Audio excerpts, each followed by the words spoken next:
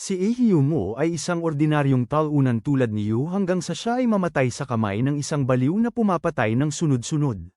Ngunit nagbago ang lahat nang siya ay muling mabuhay bilang isang napakalakas na zombie upang makaganti sa pumatay sa kanya. Ngunit nagpa siya na asikasuhin na lang ang mga magical girl. Matapos maging zombie, lumipat si Ehyumo para manirahan kasama ang necromancer na gumawa sa kanya, si Yu, ngunit hindi ito nagsasalita at pagkain lang ang inaalala. Gayunpaman, patuloy pa rin siyang pumapasok sa paaralan at namumuhay bilang isang tao, maliban lang na ngayon ay hindi na siya namamatay. Kaya naman nang makita ng Hangul ang isang inosenteng pusa na malapit ng maisakay ng truck con, mabilis siyang sumugod upang iligtas ito, ngunit nauwi sa napakalakas na pagtama sa kanya. Nawalan siya ng damit at nakalantad ang kanyang pribadong bahagi sa harap ng mga nagmamasid. Kung paano, nakauwi siya ng buhay na tila ilalim ng sapatos ng soccer, ngunit nang makita siya ni Yu, nagsulat ito sa isang piraso ng papel, inuutusan siyang magluto ng hapunan. Nagreklamo si Ehyumo na nabundol siya ng truck, ngunit wala siyang pakialam, kaya sinabi ni Yu sa kanya na maghanda ng isang piging na pang-imperyo upang gamaan ang kanyang pakiramdam. Nang maglaon, habang kumakain sila, inabot niya para alisin ang butil ng kanin sa pisngi nito, ngunit pinilipat niya ang kamay nito. Habang gumugulong sa sakit, nagreklamo si Ehyumo na isa siyang zombie, ngunit pinaalalahanan siya ni Yu na patay na sana siya kung hindi siya iniligtas nito pagkatapos siyang pinsalin ng malubha ng serial killer na yun tulad ng isang isda. Ngayon ay kaya na niyang hanapin ang salarin at makaganti. Kalaunan ng gabing yun, nakatanggap ng tawag si Ehyumo mula kay Oroido, ang kanyang matalik na kaibigan, na nagsasabing mag-ingat siya dahil may isa na namang pagpatay sa kanilang lugar. Gayunpaman, dahil isa na siyang naglalakad na bangkay, binaliwala ni Ehyumo ang kanyang payo at lumabas upang hanapin ang kanyang mamamatay tao. Matapos walang makita, nagpahinga siya at umiinom sa isang kalapit na sementeryo kung saan pakiramdam niya ay doon siya nabibilang. Bigla, narinig niya ang pagkakalansing ng mga sandata sa malapit at nakita ang isang madilim na figura na gumagawa ng kaguluhan sa mga lapida. Habang siya ay nabibigla, isang babaeng nagngangalang Haruna ang sumulpot, at sinusubukang iisak siya gamit ang isang chainsaw. Sa kabutihang palad, naiwasan ni Ehyumo ang pag-atake, at nang lumino ang paligid, tinanong niya kung siya ang baliw na lumilibot at nananakit ng mga tao, ngunit sinabi ni Haruna sa kanya na lumayo sa dinadaanan niya. Bigla, isang malaking halimaw na hugis oso ang sumunggaban kay Ehyumo ng mga kuko nito at malubhang sinaktan, habang nagdadalamhati si Haruna, nalalagas ang puntos at nangangakong ipaghihiganti siya. Sa sandaling yun, inaktive nito ang kanyang kapangyarihan at inatake ang oso gamit ang kanyang chainsaw, na apektuhan ng husto si Ehyumo sa pag-atake, na naging sanhi ng kanyang wakas habang tinalo niya ang halimaw. Nang mawala ang halimaw, sinabi ni Haruna sa sarili na si Ehyumo ay isang kinakailangang sakripisyo. Ngunit nagulantang siya nang sabihin ni Ehyumo na hindi siya sumasang-ayon. Paghaharap nila, tinanong niya kung bakit hindi ito patay, at ipinaliwanag nitong isa siyang zombie. Dahil dito, ibinunyag ni Haruna na isa siyang babaeng may mahika, at ang halimaw na hinuhuli niya ay isang Class B megalo na kailangan niyang talunin para sa kanyang mga marka. Lumapit siya kay Ehyumo upang burahin ang mga alaala nito, ngunit biglang sinipsip ni Ehyumo ang kanyang mahika habang nawawala ang kanyang mga damit. Nang mapagtanto ito, sinubukan niyang saktan ng matindi ang kanyang mga mata at iginiit na ibalik ni Ehyumo ang kanyang mahika. Nang maglaon sa bahay ni Ehyumo, tinanong ni Ehyumo si Haruna kung bakit siya sumunod sa kanya. At sumagot siya na hindi siya aalis hanggat hindi niya nababalik ang kanyang mahika. Sinabi naman ni Ehyumo na ayos lang sa kanya basta't hindi maabala ng kanyang mga sigaw ang mga kapitbahay. Pagkatapos nito, humingi siya ng pahintulot na hiramin ang telepono nito, ngunit nang ibigay niya ito sa kanya, sinimulan niya itong tratuhin na parang isang bombang pinapaandar sa paghawak. Ikinagulat ito ni Ehyumo, na pagkatapos ay nagtanong kung walang mga telepono sa lugar na pinanggalingan niya. Bilang tugon, sinabi ni Haruna na iba ang itsura ng mga ito sa Virey, ang bansa ng mahika. Matapos ipakita ni Ehyumo kung paano ito ginagamit, kinontak ni Haruna ang kanyang instruktor upang iulat na nawala ang kanyang mahika. Kinabukasan, pagkatapos ng klase, naghintay si Oroido na umalis ang lahat dahil hindi makalakad sa araw ang mga zombie. Biglang pumasok ang pinsan ni Didi na mukhang nakakatakot, sinasabing nais niyang angkinin si Ehyumo, Kaya mabilis na tiniyak ni Ehiyumo ang kaligtasan ng kanyang likuran at umatras. Nakakagulat, lumukso si Haruna sa isang bintana at ibinunyag na ang nakakatakot na lalaki ay isang megalo. Biglang naganyo ang nakakatakot na nilalang bilang isang malaking yulang, at para tapatan siya, inaktibo rin ni Haruna ang kanyang mahika, ngunit nawala na naman ang damit, kaya sinalakay siya ng megalo, ngunit si Ehiyumo ang sumalo ng atake. Kasunod nito, pinaputok ng megalo ang isa sa mga sipit nito na parang missile, ngunit pinigilan ito ni Ehiyumo, ikinagulat. Ang megalo habang ibinabalik niya ito at sunod-sunod itong sinuntok. Nang bumagsak ang megalo sa dingding, nagulat si Ehiyumo nang mapagtanto na bali ang kanyang braso, habang nagtaka si Haruna kung paano niya ito nagawa. Nang maisip niyang malamang ay dahil mayroon na siyang kapangyarihan nito, binalot niya ang sarili sa kurtina at pinakiusapan si Ehiyumo na ulitin ang kanyang mga magic word.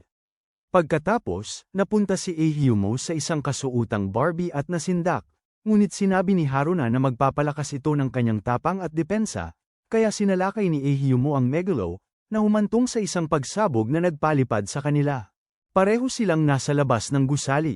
Sa ere, sinipa ni Ehiyumo ang megalo, tuluyang napabagsak ito, ngunit bumagsak siya sa isang palaruan kung saan may naglalarong ibang estudyante. Kaya kinuha nilang lahat ang kanilang mga telepono at nagsimulang kumuha ng litrato. Sakalang dumating si Haruna at idineklara si Ehiyumo na isang batang babaeng may mahika. Kinabukasan sa klase, nagpasalamat si Ehiyumo sa kanyang kapalaran dahil nabura niya ang mga alaala ng lahat ng nakakita sa kanya noong nakaraang araw. Sa oras ng tanghalian, binuksan niya ang bauna na ibinigay sa kanya ni Haruna bago siya umalis. Nang makita ito, dumating si Orido at nagulat na makita si Ehiyumo na may baon. Sa unang pagkakataon, nang matikman ni Ehiyumo ang pagkain, nagulat siya, kaya tinikman din ito ni Orido at tinawag ang lahat para patikimin. Nang gabing yun, dumating si Ehiyumo sa bahay at sinabi kay Haruna na hindi niya alam na may kakayahan ito at sinabihan siyang subukan ng ibang putahe. Gayunpaman, sinabi ni Haruna na kakain na lang siya ng pritong itlog araw-araw at ipinahayag na gutom siya.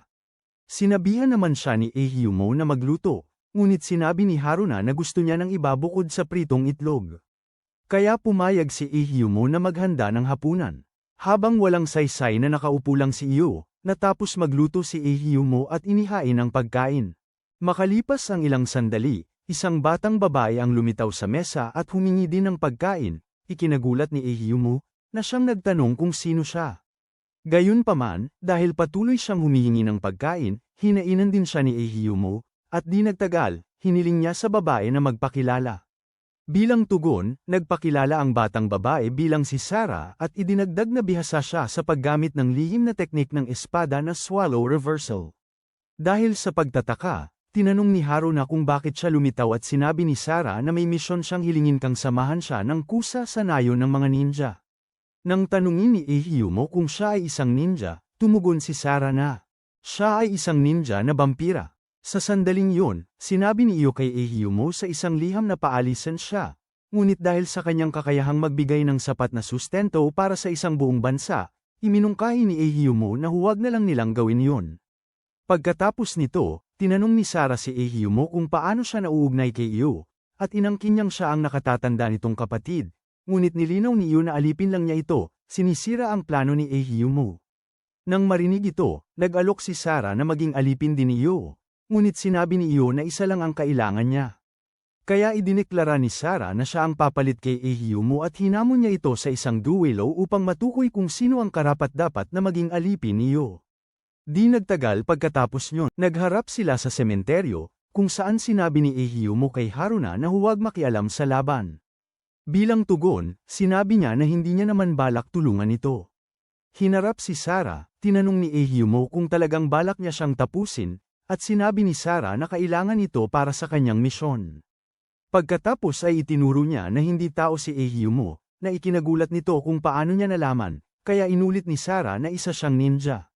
Pagkatapos ay ipinatawag niya ang kanyang sandata, nagbabanta na patuloy na sasaktan si Ehiyumo hanggang sa hindi na niya makaya.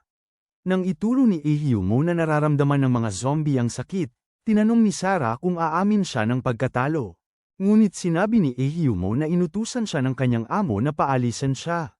Bigla, sumugod si Sarah, ngunit naiwasan ni Ehyumo ang kanyang mga atake.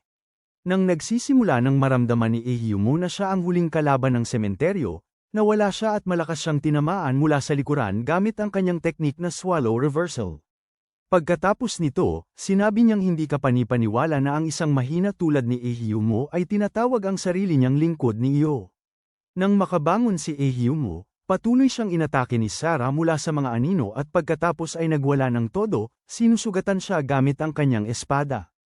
Ilang sandali pa, malubhang sinaktan niya ang kamay ni Ehyumo at tumakbo.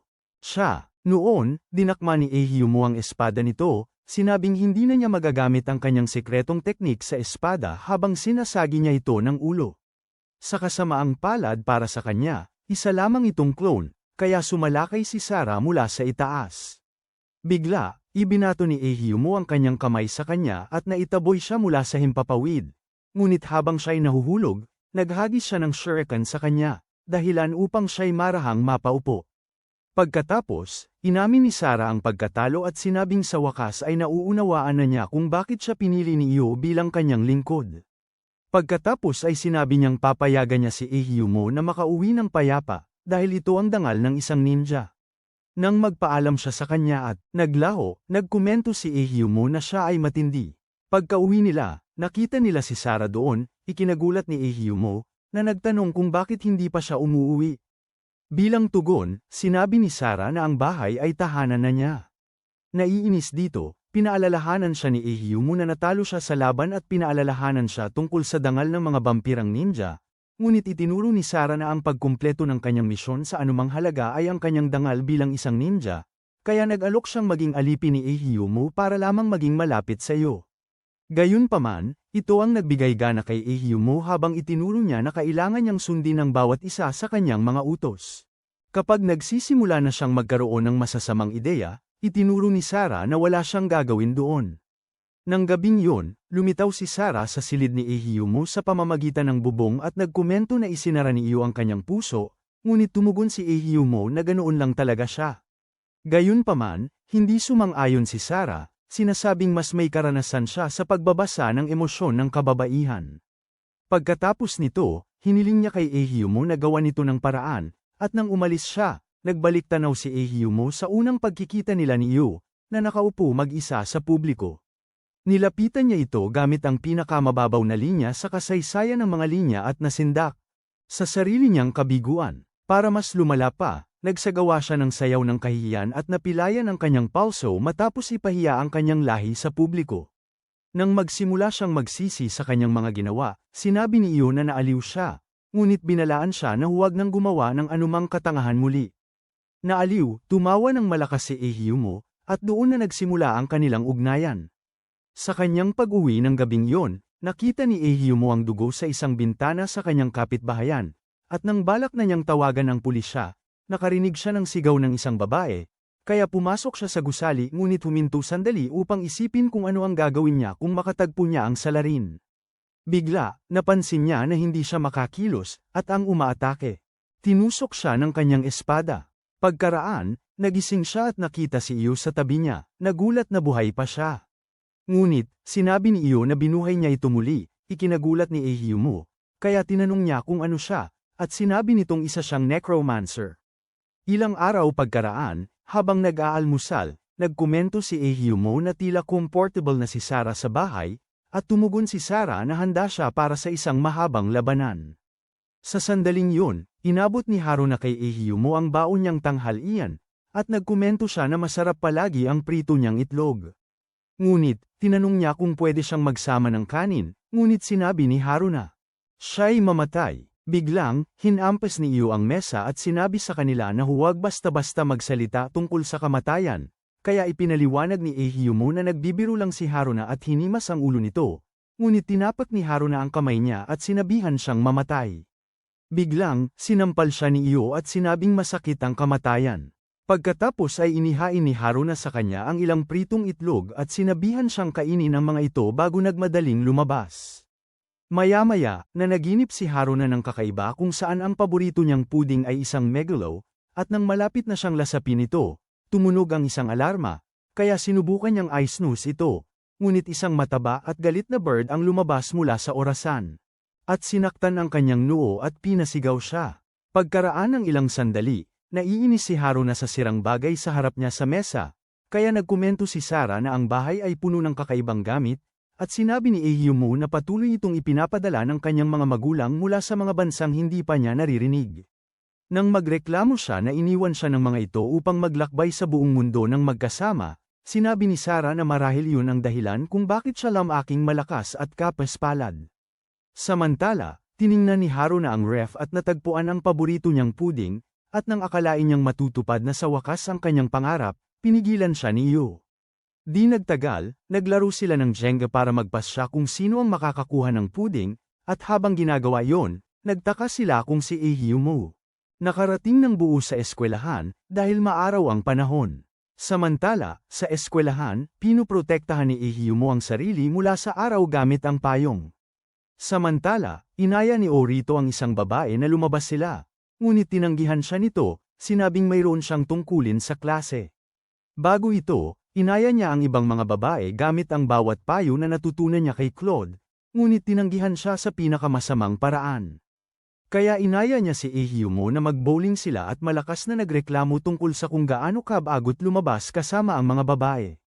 Nang magsimula siyang magsalita na parang mahilig sa sausage, pinigilan siya ni Ehyumu at pumayag na mag-bowling sila. Pagbalik sa bahay, habang naglaro ang mga babae, tinanong ni Sarah si Haruna kung bakit siya nakatira sa bahay, at sinabi niya na ninakaw ni Ehyumu ang kanyang kapangyarihan at naghihintay siyang maibalik ang mga ito. Nagulat, tinanong ni Sarah kung paano niya nagawa yon, at itinuro ni Haruna na siya ay isang kakaiba at nakakapanindig balahibong tao. Pagkatapos nito, nagpasya silang lumabas para kumain at magbayad gamit ang credit card ni Ehyumu. Samantala, sa bowling alley, pinagsabihan ni Orito si Ehyumu sa pagbili ng pangit na maskara, ngunit sinabi ni Ehyumu na wala siyang pagpipilian dahil mapilit ang staff. Pagkatapos, pinapangaralan si Ehyumu na tumigil sa pagiging hanggal, sabi ni Orito na gusto niya ng isang tunay na babae at ipinukol ang kanyang atensyon sa ilang kaakit-akit na kababaihang nagbobowling. Nang tumingala, napagtanto ni Ehyumu na si Sarah at ang iba pa ang nagbobowling at nagtaka kung ano ang ginagawa nila doon, habang si Orito ay sinusuri ang kanilang anyo at hinuhulaan ang kulay ng kanilang mga kasuotang panloob. Naisip ni Ehyumu na magkakaproblema siya kung matutuklasan ni Orito na silang lahat ay magkasama sa iisang tirahan, kaya inihayag niya na pupunta siya sa banyo. Gayunpaman, itinuro ni Orito na kakabalik lang niya mula sa banyo at sinabing siya naman ang Bob Aulang, na nakakuha ng atensyon ng mga dalaga. Pagkatapos ay sinubukan ni Ehyumu na itago ang kanyang mukha habang nagsimulang kumaway si Haruna sa kanya. Iniisip na ang kanyang alindog ay, sa wakas ay may kasamang mga magaganda, ngumiti si Orito at sinubukang kausapin si Haruna na papalapit sa kanila, pero binaliwala siya nito at tinawag si Ehyumu. Bigla, isinuot ng gago ang pangit na maskara, at nang dumating ang ibang mga babae, sinabi ni Sarah na mukha siyang tanga doon. Nagulat, tinanong ni Orito si Ehyumu kung kilala niya ang mga babae, at nang subukan niyang tanggalin ang kanyang maskara, sinabi ni Sarah na panatilihin niya ito dahil mas maganda yun kaysa sa kanyang normal na mukha.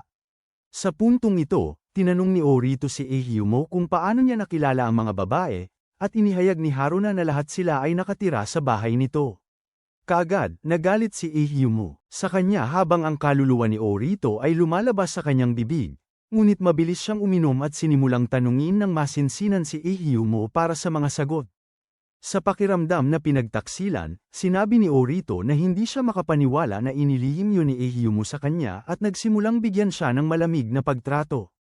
Nang humingi ng tawad si Ehyumu, tinanong ni Orito kung gaano na siya kalayo sa kanila at diniin ang kanyang ulo sa lupa bago sabihing naiinggit siya. Gayunpaman, ipinaliwanag ni Ehyumu na siya ay tiyak na haharap sa matinding pinsala kung susubukan niyang gumawa ng anumang pailalim na bagay sa alinman sa kanila. Sa kabila nito, sinabi ni Orito na naiinggit pa rin siya at hinamon si Ehyumu sa isang bowling match kung saan ang mananalo ay makakasama ang mga babae. Pagkatapos ng laro, tinalo ni Ehyumu si Orito, na humihikbi pagkatapos na parang talunang hindi marunong matalo. Biglang nakatanggap si Orito ng text mula sa isang nagtatanong kung pupunta pa siya, at agad ipinunto ng mga babae na galing sa babae ang text. Nang marinig ito, sinabi ni Ehyumo na ibig sabihin ay may girlfriend si Orito, ngunit sinabi ni Orito na wala. Maya-maya, dumating sila sa isang ospital, at tinanong ni Ehyumo kung bakit kailangan pa siyang sumama. Bilang sagot, sinabi ni Orito na sinusubukan niya itong ipares sa isang kaklase na nagngangalang Kyoko at idinagdag na palagi siyang nagtatanong upang makipagkita rito. Matapos tanungin si Ehyumo kung bakit siya ang palaging kinagugustuhan ng lahat ng babae, sinabi ni Orito na si Kyoko ay parang kapatid niya. At nagbabanta na tapusin ang buhay ni Ehyumo kung gagawa ito ng anumang kakaiba sa kanya. Dahil sa pagtataka, tinanong ni Ehyumo kung bakit nasa ospital si Kyoko, at sinabi ni Orito na biktima siya ng serial killer na bumabagabag sa kanilang kapitbahayan. Pagdating nila sa silid ni Kyoko, hindi siya makapaniwala sa kanyang nakita nang masilaya niya si Ehyumo, kaya pinaalalahanan siya ni Orito na sinabi niyang ayusin ang buhok niya na naka-twin tails, dahil iyon ang gusto ni Ehyumo. Bilang tugon, sinabi ni Kyoko na hindi niya inakalang darating ito at nagmamadaling inayos ang kanyang buhok. Pagkatapos ay tinanong niya si Ehyumo kung naaalala pa siya nito mula noong nasa gitnang paaralan sila, ngunit dahil ang memorya niya ay parang browser sa incognito mode, sinabi niyang hindi. Pagkatapos niyang ayusin ang kanyang buhok, tinanong ni Orito si Ehyumo kung ano ang iniisip nito at pinuri ang kanyang anyo. Pagkatapos nito, inabutan niya ito ng isang bouquet at tinanong kung kumusta na ito. Bilang tugon, sinabi ni Kyoko na mas maayos na siya at malungkot na sinabing aalis siya upang manirahan kasama ang kanyang lolo sa Kyoto kapag siya ay nakalaya na. Nang pasalamatan niya si Orito sa pagdala kay Ehyumo, inalok ni Orito na ilagay ang mga bulaklak sa florera para sa kanya at umalis, binigyan sila ng pagkakataong magkausap. Pagkatapos, tinanong ni Ehyumo si Kyoko kung nakita niya ang mukha ng kanyang salarin, at inihayag ni Kyoko na ang salarin ay may magandang asul na mga mata at kaedad niya. Dahil dito, naaalala ni Ehyumo ang tungkol sa iyo. Tinanong niya kung ang salarin ay nakasuot ng costume at may guantes. Nang kumpirmahin ito ni Kyoko, nagtataka si Ehyumo kung ano ang nangyayari. Pagkatapos, tinanong niya kung kilala niya ang salarin, at sinabi ni Ehyumo na kilala niya ang isang taong may katulad na paglalarawan. Bigla, mabilis siyang hinawakan ni Kyoko at hiniling na sabihin sa kanya kung sino ito, dahil pinatay ng taong iyon ang kanyang mga magulang. Sa sandaling iyon, napansin ni Kyoko na namumula ang mukha ni Ehyumo at sinuri ang noo nito, ngunit si Ehyumo ay nakatuon sa naglalakihang dibdib na umaalog sa harap niya. Pagkatapos nito, nakita niya ang isang table na gawa sa kahoy sa ilalim ng kama nito, kaya sinabi ni Kyoko na ibinigay iyon ng kanyang lolo sa siya upang protektahan ang sarili. Pagkatapos, niyakap niya si Ehyumo at sinabing walang emosyon ang umaatake, na nagpataka sa kanya kung ikaw yon. Mamaya sa araw na yon, habang naghahanda si Haruna ng vegetarian na hapunan at humihingi ng tulong kay Sarah, tinanong ka ni Ehyumo kung ano ang masasabi mo sa kaguluhan sa kusina. Bilang tugon, binigyan niya ang mga babae ng 1-star rating. Samantala, iniisip ni Ehyumo ang sinabi ni Kyoko sa kanya at tumatangging maniwala dito. Ilang minuto ang lumipas, ang mga babae ay napunta sa pagluluto ng vibranium at nang tanungin ni Ehyumo si Haruna kung ano ang nangyari, sinisi niya si Sarah, na nagsabi naman na ito ang kanyang unang beses. Sa kusina, nang oras na yun, inutusan niya si Ehyumo na kumain, pero nang isawsaw niya ang kanyang chopstick sa sabaw, natunaw ito, kaya siya ay nataranta. Hindi ito pinansin, naglagay si Sarah ng kaunti sa isang mangkok at sinabi kay Ehyumo na inumin na bago matuno ang mangkok, kaya ang dami ay uminom habang pinagbubunyi siya ng mga babae. Bigla, naramdaman niya ang lahat ay umiikot habang siya ay nawala ng malay. Ilang sandali pagkatapos, nagising si Ehyumo at sinabing nagkaroon siya ng kasiyahan kasama sina Itachi at ang kanyang lola sa kabilang buhay, ngunit ang mga babae ay humihingi na ng pagkain. Kaya sinabi ni Ehyumo na magpipisa sila at nag-order na.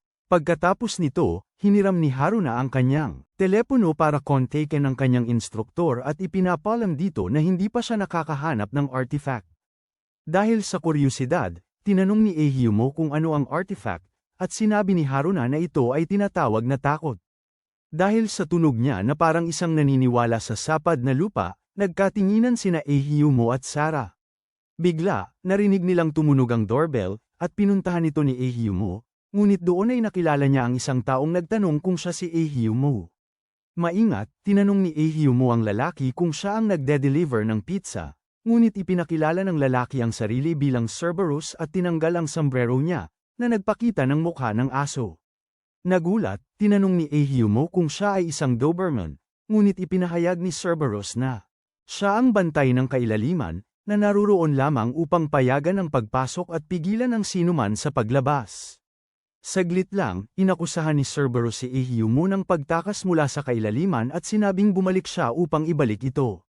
Pagkaraan, mabilis na pumasok si Ehyumo sa bahay na duguan, ikinagulat ng mga babae habang sumunod si Cerberus sa kanya.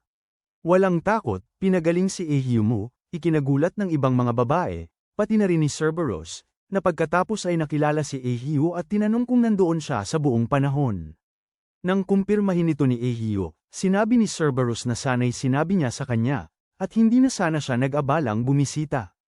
Harap-harapan kay Ehyumo, tinanong ni Cerberus kung alam niya kung ano ang kapalit ng pagpapagaling sa kanya ni Ehyu, ngunit sinabi ni Ehyu na kaya niya ito.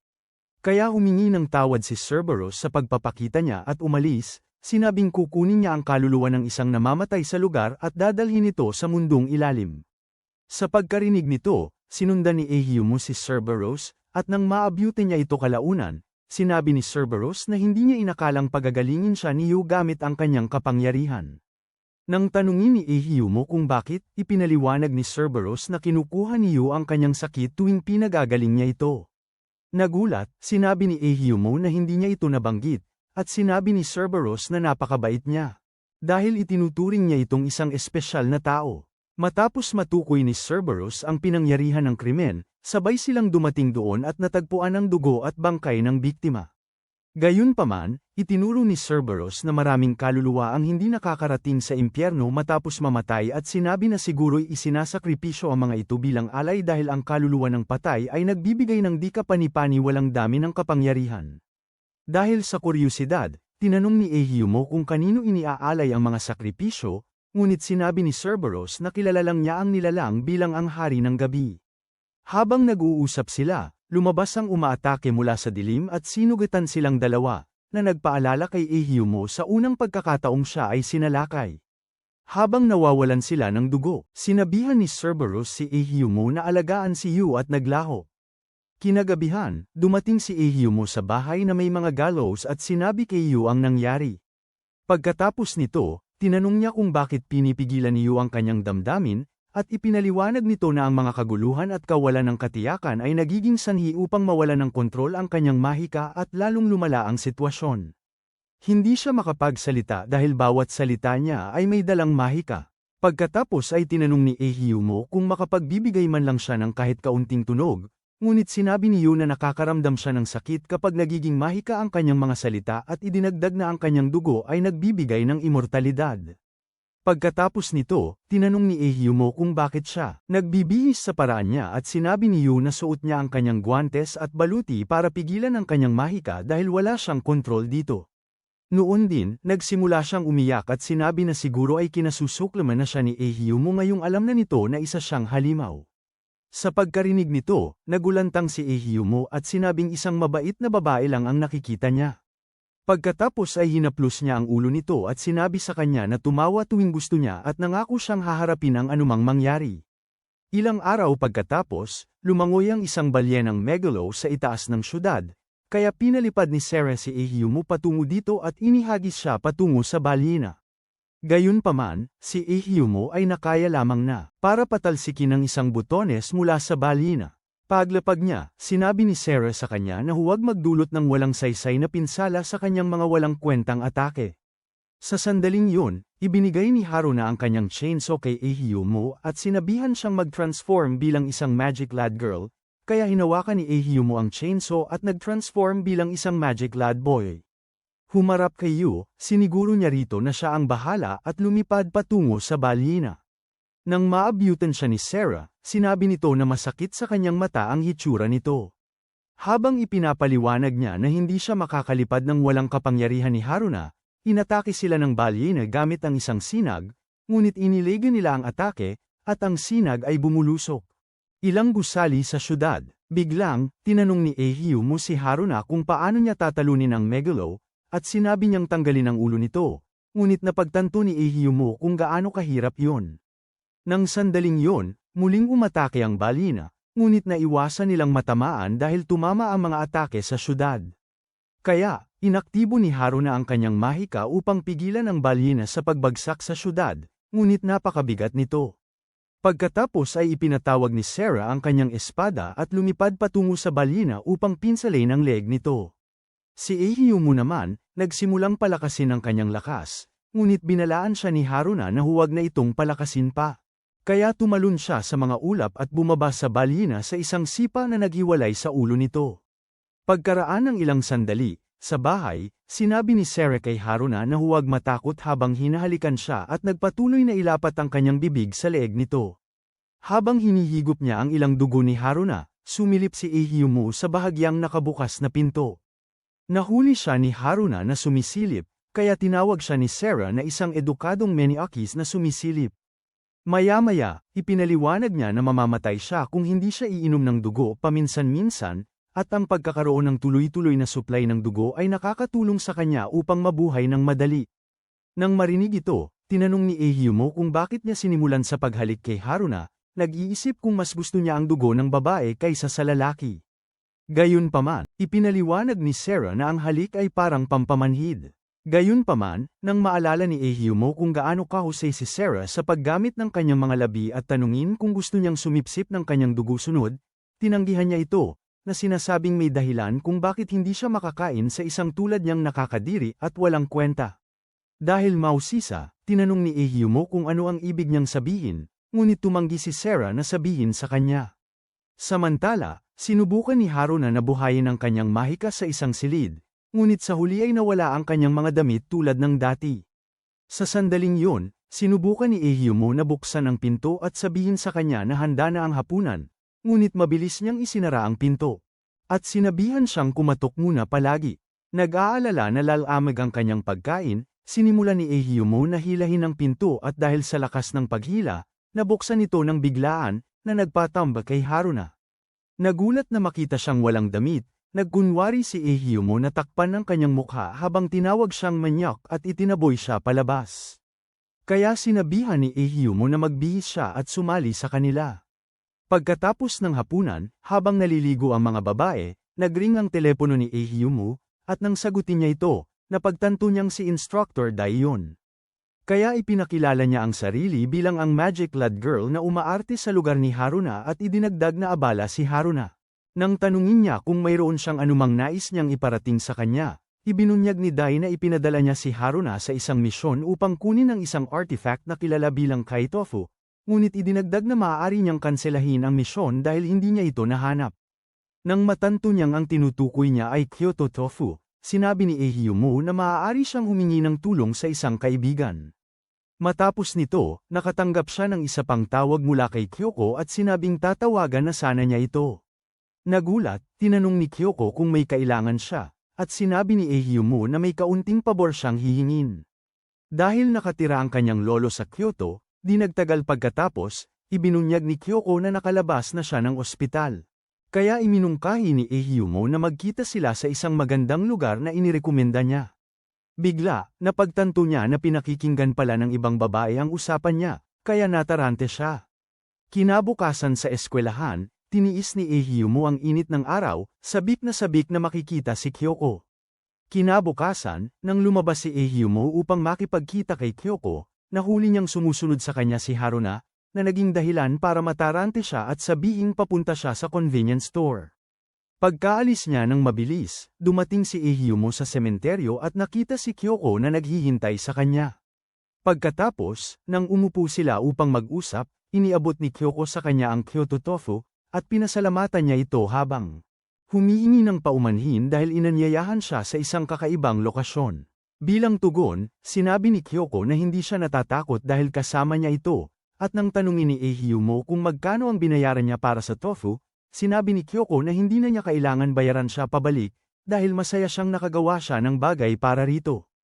Nang idagdag niya na naiinggit siya sa kasintahan nito, sinabi ni Ehyumo na siya ay walang jowa sa katangahan, kaya tinanong ni Kyoko kung maaari siyang magboluntaryo. Ngunit dahil tinitigil lang ni Ehyumo ang kanyang mga Peaky Blinders, sinabi niya na mayroon siyang hiling habang papalapit kay Ehyumo. Bigla, sinalakay siya at sinabing gusto niya ang buhay nito. Ikinagulat niya. Nang bumagsak siya, tinanong ni Kyoko kung ilang beses pa niya kailangang saktan para hindi na siya makabangon. Tinanong naman ni Ehyumo si Kyoko kung ano siya, at bilang tugon, isinawalat niya na nagsinungaling siya tungkol sa pagiging kaibigan ni Oroido noong bata pa sila. Sa puntong ito, napagtanto ni Ehyumo na siya ang baliw na pumapatay ng tao sa lungsod. Gulat, tinanong ni Ehyumo kung bakit niya pinatay ang sarili niyang pamilya, at ipinaliwanag niya na hindi niya mga pamilya ang mga ito. Binago lang niya ang mga alaala ng mga sangkot, kabilang si Oroido. Nang marinig ito, itinuro ni Ehyumo na tanging mga babaeng Magic Cloud lang ang may kakayahang manipulahin ang alaala. Kaya sabi ni Kyoko na tama ito at nagbagong anyo bilang isang Magic Cloud Girl. Nang mamangha si Ehyumo rito, nagtaka si Kyoko kung bakit hindi niya mabago ang alaala nito, ngunit idinagdag na hindi na mahalaga yon, dahil mamamatay din naman ito sa lalong madaling panahon. Bigla siyang nagsimulang sumalakay, at pagkatapos ng maraming pagtatangka, tinamaan niya ito, kaya tumilapon ito. Pagkatapos nito, sinabi niyang dapat ay namatay na ang isang ordinaryong tao mula sa atake, at nagpatuloy sa kanyang mga pagsalakay. Nang mapagtanto kung gaano siya kalakas, tumakas si Ehyumo, ngunit bigla niyang pinatigil ang pagkilos nito sa pamamagitan ng isang salamangka at sinabing masyado itong kaawa-awa para sa isang na humahabol sa kanya. Biglang dumating si Haruna kasama si Sarah, nagtatanong tungkol sa tofu at nagtataka kung bakit siya kumikilos na parang estatwa. Sa sandaling yun, naisip niya na siya ay nasa ilalim ng isang spell, kaya sinira niya ang spell, dahilan upang bumagsak si Ehyumo sa lupa. Pagkatapos nito, pinapaalalahanan niya ito na isa siyang Magic Cloud Girl, kaya naunawaan ni Kyoko kung bakit hindi niya kayang manipulahin ang alaala nito. Dahil sa kuryosidad, tinanong ni Haruna si Ehyumo kung sino si Kyoko, at sumagot ito, sinasabing siya ang pumatay sa kanya. Sa sandaling yun, nakilala ni Kyoko si Haruna at tinanong kung saan niya natutunan na sirain ang mga spell. Pagkatapos ay sinabi ni Haruna na siya ay isang henyo, nagpapainis kay Kyoko na nagsabing hindi niya kailanman nagustuhan si Sarah. Sa pagkarinig nito, iniabot ni Sarah ang chainsaw kay Ehyumo at sinabing siya ay ipinadala mo. Tinanong niya kung tao si Kyoko, ngunit sinabi ni Ehyumo na isa itong halimaw na nagpanggap na tao. Biglang ipinatawag ni Sarah ang kanyang sandata habang lumalapit kay Kyoko, na nagsabing mayroon din siyang kumikinang na mga mata tulad ng kay Sarah. Ngunit, tinukoy ni Sarah na hindi si Kyoko isang vampirang ninja dahil nakakaramdam siya ng ibang kapangyarihan. Nang sabihin ni Kyoko na hindi patas na kakaunti sila, ginamitan siya ni Sarah ng kanyang teknikang swallow reversal. Ngunit walang kahirap-hirap na naharangan ni Kyoko ang atake, tinanong kung yun lang ba ang kaya niya. Bilang ganti, binomba ni Kyoko si Sarah ng nagliliyab na atake at sinubukang sunugin ang iba, ngunit naglagay si Haruna ng pananggang harang. Dahil sa inis, pinakawalan ni Kyoko ang dalawang buhawi at isang ulap na nagpahina kay Haruna, na nagtaka kung bakit may kapangyarihan siya ng isang megalo. Nang akalain ni Kyoko na siya lang ang kalaban ni Ehyumo, tumayo muli si Sarah, handang lumaban, at sinabi kay Ehyumo na magbago anyo. Nag-aatubili, nagbago anyo si Ehyumo, na dahilan para tawagin siya ng mga babae na isang taong may kaalaman. Bigla, pinagsama ni Kyoko ang mga buhawi habang sumusugod ang kanyang mga kalaban para umatake. Maya-maya, umatake si Ehyumo gamit ang kanyang chainsaw, tinatanong kung bakit niya kinuha ang buhay ng mga tao, at sumagot siya, sinabing ginawa niya yun para maging immortal. Bigla, kinulong niya si Ehyumo sa pagitan ng mga buhawi at sinubukan siyang gawing pulbos. Ngunit, biglang kumapit si Ehyumo sa kanya at pinataas ang kanyang lakas habang nagsisimula siyang lumiwanag. Sa sandaling yun, ginamit ni Sarah ang kanyang teknik na swallow reversal at isinaksak ang kanyang espada kina Ehyumo at Kyoko. Matapos bumagsak si Kyoko, inakala nilang tapos na ang lahat. Ngunit habang pinupuri ni Haruna si Ehyumo, inatake ni Kyoko si Sarah, ikinagulat ni Ehyumo, na pagkatapos ay nagtanong kung isa siyang zombie. Kaya't inihayag ni Kyoko na mayroon pa siyang 10 buhay at inaktiba ang kanyang kahoy na espada. Nang mga sandaling yon, lumitaw si Yu at kinansela ang kanyang pag-atake. Nang makita si Yu, sinabi ni Kyoko na nararamdaman niya ang mahika nito mula sa malayo, at sumalakay gamit ang isa sa kanyang mga buhawi. Ngunit pinawi ni Yu ang atake nang hindi man lang nag-aangat ng daliri. Nasiyahan sa nangyari, muling sumalakay si Kyoko gamit ang kanyang espada, ngunit nawala lang ang mga ito nang walang epekto. Kaya't inaktiba ni Kyoko ang kanyang alas at inatake si Yu, ngunit itinaboy ng protektibong harang nito ang atake. Kaagad, kinuha ni Yu ang chainsaw at nagbagong anyo bilang isang salamangkera, ikinagulat ng iba. Nang sandaling yun, nilapitan niya si Kyoko, na nagsabing dapat niyang hilingin na maaga ang kanyang mahika mula sa kanya. Kaya naglunsad siya ng sunod-sunod na atake kay Yu, ngunit nang masangga ang lahat ng ito ng isang pananggang harang, namula siya at sinabing gusto niya ang mahika ni Yu. Pagkatapos, sinabihan ni Yu ang isa na lumayo sa kanyang dinadaanan at lumutang patungo sa ibang lokasyon habang hinahabol siya ni Kyoko. Pinupuri siya sa pagiging mabait para ibukod ang kanyang mga kaibigan sa laban. Halos kaagad, binombahan ni Kyoko si Yu ng iba't ibang antas ng mahiwagang atake habang sinasaktan ang sarili. Ngunit wala sa mga pag-ataking ito ang nakasira man lang sa harang ni Yu. Sa matinding pinsalang tinamo ni Kyoko, nagtataka siya kung bakit walang epekto ang lahat. Sa sandaling yun, sinabi ni Yu sa kanya na umuwi na, ngunit sinubukan ni Kyoko na maglunsad muli ng atake. Kaya bumulong si Yu ng isang salita, at biglang nawala ng buhay si Kyoko, ikagulat ni Ehyumo, na nagtaka naman kung kaya niya talagang kumitil ng buhay sa isang salita. Bigla, naunawaan ni Ehyumo kung bakit nagalit si Yu at sinabi na sinabihan siya ni Haruna na mamatay. Nakakagulat, muling bumangon si Kyoko, at muling binigyan ni Yu ng wakas ang kanyang buhay. Kapag patuloy na nagigising si Kyoko, patuloy na inuulit ni Yu ang salita at nagsisimula siyang makaramdam ng sakit sa ulo. Kalaunan, tinakpan ni Kyoko ang kanyang mga tainga at hindi na natatalo dahil hindi niya marinig ang mga salita ni Yu. Pagkatapos ay lumapit siya kay Yu at nagpakawala ng isang mapaminsalang atake na nagpatamba kay Yu at nagpakalat ng kanyang suot. Dahil dito sa galit, kinuha ni Haruna ang chainsaw habang inihahayag ni Sarah na nakaisip siya ng bagong pamamaraan. Bigla, sabay-sabay silang sumugod kay Kyoko, at inatake siya ni Sarah gamit ang kanyang bagong tuklas na pamamaraan.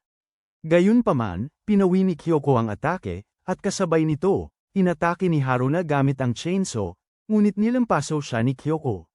Sa kabutihang palad, nasalo siya ni Ehyumo, ngunit pareho silang gamulong. Sa isang lapida at panoorin si Kyoko na sinugatan ng sarili gamit ang espada. Kapag nilapitan nila ang kanyang katawan, bumangon si Kyoko at sinabing maayos ang kanyang pakiramdam, na ikinagulat ni Ehyumo, na nagsabi namang mas zombie pa siya kaysa sa kanya. Bilang tugon, sinabi ni Kyoko na marami na siyang nawalang buhay na kanyang nakalap at lumapit sa kanila upang kunin ang kanila. Bigla, kinuha ni Ehyumo ang chainsaw at nagbagong anyo sa kanyang kasuutan ng Barbie, habang sinasabing hindi niya hahayaang kumuha pa ito ng anumang buhay. Gayunpaman, inatake siya ni Kyoko gamit ang kanyang espada, ngunit patuloy siyang gumagapang patungo sa katawan ni Yu. Ikinainis ito ni Kyoko, kaya sinubukan niyang saktan ng malubha ang ulo nito. Ngunit nahuli ni Ehyumo ang espada at winasak ito, ikinagulat ni Kyoko. Sa sandaling yun, tumayo si Ehyumo at nagpasalamat kay Kyoko sa pagkuha ng kanyang buhay, dahil simula noon ay nagbago na ang kanyang buhay. Pagkatapos nito, hinawakan niya ang kamay nito at sinabing kukunin niya ang mga buhay nito hanggang sa maubos ang kanyang mga nakaw na buhay. Ngunit sinugatan siya ni Kyoko ng malubha at nataranta, sinabing kadiri siya. Sa sandaling yun, sinugatan siya ni Ehyumo mula sa ibaba gamit ang chainsaw, at bago pa siya makabangon, patuloy siyang sinaktan gamit ang chainsaw, nagdulot ng malaking pinsala sa paligid. Kapag nalalabi na ang kanyang huling buhay, natakot si Kyoko at nagsimulang umurong, ngunit sinabi ni Ehyumo na kailangan niyang managot sa pagkuha ng napakaraming buhay. Kaya ibinaba niya ang chainsaw at sinubukang suntukin ito, ngunit sa sahig tumama ang suntok, dahilan para mawala nito ng malay dahil sa gulat. Nang magising ito, tinanong niya kung tapos na ang lahat, at nang kumpirmahin ni Ehyumo na tapos na, pinasalamatan niya ito sa pagiging isang mabuting tagapaglingkod. Habang pinag-uusapan nila ang pag-uwi para sa isang kumpletong hapunan, lumitaw si Dai at inisikaso si Kyoko habang sinasabing nag-alala siya na ang kanyang estudyante ay mahaharap sa matinding parusa para sa kanyang mga krimen. Nagtataka, tinanong ni Ehyumo kung sino siya, at agad siyang kinilala ni Haruna bilang si Dai. Tinatanong naman ni Dai kung ano ang mali ni Kyoko, at tumugon si Ehyumo, na sinasabing dapat mas mahusay siyang nagturo sa kanyang estudyante kung siya ay isang mabuting guro. Ngunit sinabi ni Dai na mayroon siyang milyon-milyong estudyante at hindi niya kayang turuan ang lahat ng ito para maging mabuti. Habang patuloy siyang pinapahiya ni Ehyumo, ibinubuni niya ang kanyang mahikal na lakas. Halos siya na ang mapinsala habang sinasabi niyang walang mabuting idudulot ang pakikipaglaban at iminumungkahi niyang itigil na nila ang lahat. Pagkatapos nito, sinabi ni Dai na iuwi niya si Kyoko para muling turuan at humingi ng kanyang tofu. Inabot naman ni Ehyumo ang natunaw na tofu habang sinasabing dapat ay masarap pa rin itong kainin. Sakto namang nagising si Kyoko at nagsalita, na may boses ng lalaki na nagsasabing natutuwa siyang makitang maayos si Ehyu. Habang silang lahat ay nakatitig sa kanya ng gulat, sinabi ng boses sa kanila na kumalma lang dahil wala siyang masamang intensyon. Bigla, kinilala ni Dai ang boses bilang hari ng gabi at tinanong kung paano niya kinapitan si Kyoko. Bigla, nagsimulang maglabas si Kyoko ng madilim na aura at sinabing magkikita silang muli bago naglaho, habang pinakiusapan siya ni Dai na ibalik ang kanyang estudyante. Gayunpaman, nagpaalam ang boses kay Ehyu. Kaya itinuro ni Dai na nakatagpo sila ng isang mapanuksong nilalang. Pagkatapos ay nangako siyang hahabulin ito at sinabihan si Haruna na ipagpatuloy ang kanyang mahusay na gawain. Matapos mawala si Dai, tinanong ni Ehyumo si Yu kung kilala niya ang hari ng gabi, at inihayag niya na ang itim na ulap ay ang kapangyarihan ng isang zombie na minsan niyang natalo. Pagkatapos, tumigil ang mga sunod-sunod na pagpatay, at isang araw, habang tinatamasa ni Ehyumo ang ilang onigiri na nakuha niya sa convenience store kasama si Yu, nagtatalo sina Haruna at Sarah tungkol sa sakunang niluto nila. Kaya tinanong niya si Yu kung mayroon pang ibang zombie bukod sa kanya, at sumagot siya na akala niya ay wala na. Pagkatapos nito, inihayag ni Yu na minsan niyang ginawang zombie ang hari ng gabi, ngunit kinain siya ng kasamaan, kaya tinapos niya ang buhay nito. Dahil nagtataka, tinanong ni Ehyumo kung siya ang naging kasintahan niya.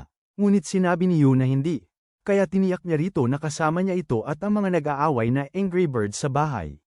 Nang akala niya ay nakita niya ang ngiti ni Yu, dumating sina Haruna at Sarah na may dalang puding na gawa nila, ngunit dahil mukhang hindi siya sabik na mamatay muli, umalis ang mga galit na babae.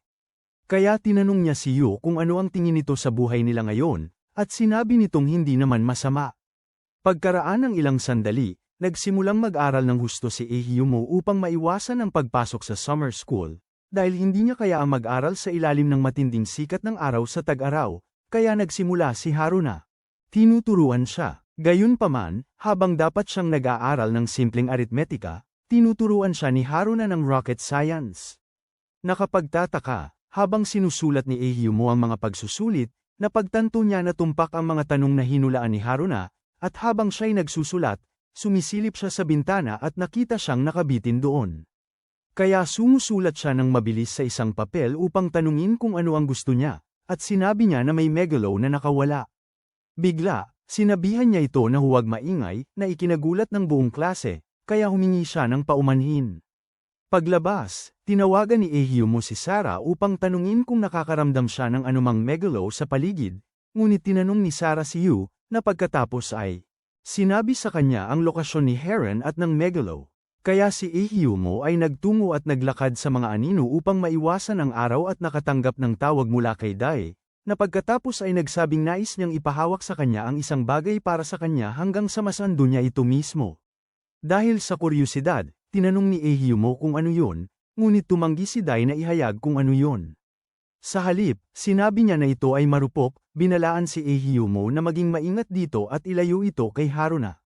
Matapos ang tawag, napagtanto ni Ehyumo na naubusan siya ng mga anino na pagtataguan, kaya sinubukan niyang takbuhin ang natitirang bahagi ng daan sa ilalim ng mainit na araw, ngunit nang magsimula siyang matuno na parang mantikilya, tumalon siya sa isang umaagos na ilog. Samantala, sa isang eskinita, si Haruna ay pinahihirapan ng husto ng megalo na mukhang kabayo, ngunit dahil tumanggi siyang sumuko, nagpakawala ang kabayo ng ulap na nagpahina kay Haruna. Tuwang-tuwa, nilapitan siya ng megalo para samantalahin, ngunit biglang dumating si Ehyumo at hinayla ang kabayo sa buhok nito. Naasar, ibinato siya ng kabayo sa pader, ngunit itinulak ni Ehyumo ang sarili mula sa pader at hinawakan ang chainsaw bago sumugod patungo sa megalo para ilunsad ang kanyang mga atake. Sa kasamaang palad, tumama ang sinag ng araw sa eskinita, na nagpatuyo kay Ehyumu. Habang sumisigaw si Haruna, sinasabihan siyang mag-iba ng anyo dahil kalaban niya ang isang megalo na AA class, kaya't nag-iba ng anyo si Ehyumu sa kanyang kaawa-awang kalagayan at muling nakaramdam ng lakas. Bigla, sinubukan siyang tapakan ng megalo, ngunit nakaiwas siya, at habang umaatake siyang muli, sinasabi ni Haruna sa kanya na lumingon sa kanyang likuran. Gayunpaman, masyadong abala si Ehyumu sa pakikipaglaban sa kabayo para marinig siya, kaya't inatake siya mula sa likod ng isang grupo ng megalo na hugis dikiya, na siyang umuubos ng kanyang buhay. Para lalong lumala ang sitwasyon, ang mga galame ng dikiya ay sumiksik sa ilalim ng kanyang palda at guluhin ang mga mahalaga sa kanya, habang ang iba naman ay dumumog kay Haruna upang lagyan siya ng kanilang mga halaya. Habang pinahihirapan ng dikiya ang isip ni Ehyumu, sumisigaw siya ng tulong, at biglang lumapag sa eskinita ang isang nakabalabal na lalaki na may dalang kahon. Bigla niyang inilabas ang ilang mangkok ng pagkain mula sa kahon at ibinuhos ang mga ito sa megalo, na nagiging dahilan ng kanilang pagkawala. Matapos niyang alisin ang karamihan sa kanila, ang huling dikiya na nakatayo ay inatake siya mula sa likod, ngunit dumating si Sarah sa tamang oras upang kuhain ito. Nang sandaling yun, nakilala ng lalaki si Sarah at tumakbo palapit sa kanya, ngunit pinigilan niya ito sa isang mabilis na galaw. Naguguluhan, tinanong ni Ehyumu si Sarah kung kilala niya ang lalaki, at hiniling niya na pakawalan nito dahil nailigtas nito ang kanilang buhay. Nang tanungin niya kung sino ang lalaki, ipinakilala ni Sarah ito bilang si Male, isang vampire ninja mula sa isang paksayon na iba sa kanya. Naiinis, tinanong ni Male si Sarah kung sinusubukan niyang pinsalin ang kanyang braso, at nagkomento rin si Ehyumu na masyadong napalakas ang pagpapatamba ni Sarah. Pagkatapos ay tinulungan niya si Male, ngunit sinabi nito kay Ehyumu na umalis sa kanya, at habang nangyayari ito, itinulak ni Haruna si Ehyumu, at siya ay bumagsak kay Male sa isang mapanuksong posisyon. Habang naghahalikan sila, mabilis na tumayo si Ehyumu, nagtataka kung bakit isang lalaki ang una niyang hinalikan. Ngunit gulat na gulat siya nang makapan ng kanyang mga kamay ang isang malambot sa dibdib ni Male, at natanto niyang babae ito. Bigla, tinamaan siya ni Haruna ng suntok, habang pinatalsik siya ni Sarah gamit ang sipa, at pareho siyang tinawag na lalaking may kultura. Pagkatapos, dinala ni Male sina Ehyumu at Sarah sa kanyang lihim na kuta upang ipakita sa kanila ang sikreto ng kanilang sopas na pork cutlet. Kaya pumasok sila sa pasilidad kung saan malawakang ginagawa ang putahe, at ng kanilang tikman. Sa ulam, nagkomento si Ehyumu kung gaano ito kasarap. Noon din, ibinahagi ni Male ang ilan sa kanyang barbecue kay Ehyumu, na nagtanong kung hindi ba niya ito gusto. Bilang tugon, sinabi ni Male na gusto niya, ngunit pinatahimik siya at pinakain. Pagkatapos nito, sinabi ni Male na maaari pa silang kumuha kung gusto nila. At nang humingi lang si Ehyumu ng isa pang plato, tinanong niya si Male kung paano niya tatalunin ang isang megalo gamit ang ulam, at umiwas siya sa tanong, lalong nagpalito kay Ehyumu. Pagkatapos, ipinakita ni Male sa kanila ang isang doomsday machine, na dapat magpaulan ng sopas ng pork cutlet kapag lumitaw ang isang kawan ng megalo. Nang marinig ito, nag-alala si Ehyumu na maaaring bain ng makina ang lungsod. Ngunit hindi siya pinansin ni Male at tinanong si Sarah kung alam niyang may nagtatangkang sirain ang makina. Nang itanggi ni Sarah na may alam siya tungkol dito, hiniling ni Male sa kanya na sumali sa kanyang paksayon, ngunit umalis siya. Sinabi naman ni Ehyumu na aalis din siya, na nagpadilim ng kalooban ni Male, kaya sinabihan niya itong umalis. Sa kanilang pag-uwi, itinuro ni Sarah na makakasama sa ecosystem ang makina kung gagamitin ito at ibinunyag na pinapangasiwaan ito ng kanyang mga nakatataas. Pagkatapos nito, ibinunyag niya na ang mga halik ay nangyayari lamang sa kasal, at para lalong lumala ang sitwasyon. Ang oras at lugar ay hindi mahalaga, kaya't natatakan ang kasunduan sa sandaling hinalikan ni Ehyumu si Male. Pagkauwi nila, nakita nila si Haruna na nagpapalamuti ng puno at tinanong kung ano ang ginagawa niya. Bilang tugon, ibinunyag niya na tanabate yun, isang pagdiriwang kung saan gumagawa sila ng mga kahilingan sa makukulay na papel, isinasabit ang mga ito sa puno, at naghihintay ng Santa Claus mula sa Stranger Things upang bumisita sa mga tahanan at bigyan ng katuparan ang mga hiling ng sinumang may ponytail. Kaya pagkatapos noon, umupo silang lahat upang isulat ang kanilang mga hiling sa mga piraso ng papel, at pagkatapos, isinabat nila ang kanilang mga kahilingan. Kinabukasan, umidlip si Ehyumo sa kanyang desk sa eskwelahan, ngunit isang babae. Nagpakita at naghatid ng isang maliit na kahon sa kanya. Pagkatapos ay tinanong niya kung galing yun kay Dai, ngunit binaliwala ng babae ang kanyang presensya at kinausap si Dai upang ipaalam na nai-deliver na ang pakete. Pagkaalis ng babae, binuksan ni Ehyumo ang kahon at nakakita ng isang pares ng salamin, at sa kanyang pagkagulat, nagpakita si Mel na may baong pananghalian para sa kanya, na sinasabing natural lang para sa isang asawa na ipaghanda ng tanghalian ang kanyang asawa. Maya-maya, sinabi ni Ehyumo na ipinaliwanag ni Sarah sa kanya ang anumang iniisip nito at nilinaw na aksidente lamang ang halik. Gayunpaman, nagalit si Mel, na sinasabing hindi iyon isang bagay na dapat. Kinuha ng magaan at sinisisi ang sarili dahil hindi siya handa para dito. Pagkatapos nito, sinabi niyang nakapagdesisyon na siya sa sandaling iyon at sinabing hindi siya makapaniwala na ang isang reklamador na tulad niya ay ang kanyang asawa. Nang sabihin niyang sabik siyang magpakasal, dumating si Orito at tinawag siya sa isang palayaw na kinamumuhian niya. Pagkatapos ay medyo kinulit-kulit niya ito at kinuha ang salamin ni Ehyumo bago isinuot sa kanya. Bigla, nagsimulang makita ni Ehyumo ang mga bagay na hindi dapat makita sa ilalim ng damit nito at nagulantang. Kasunod nito, sinimulang pagmasdan ni Ehyumo ang bawat babaeng may salamin, at habang siya'y nalilibang, may mga kabataan na tumakbo. Siya at tanggalin ang salamin sa kanyang mukha. Sa pakiramdam na bayani, tumalon si Ehyumo upang iligtas ang kanyang kayamanan, ngunit inulit ang kasaysayan ng siya ay masagasaan ng truck. Sa kabutihang palad, nanatili ang kanyang mga damit sa pagkakataong ito, at nang siya ay bumagsak, chinek ni Ehyumo ang salamin, umaasang hindi ito nasira.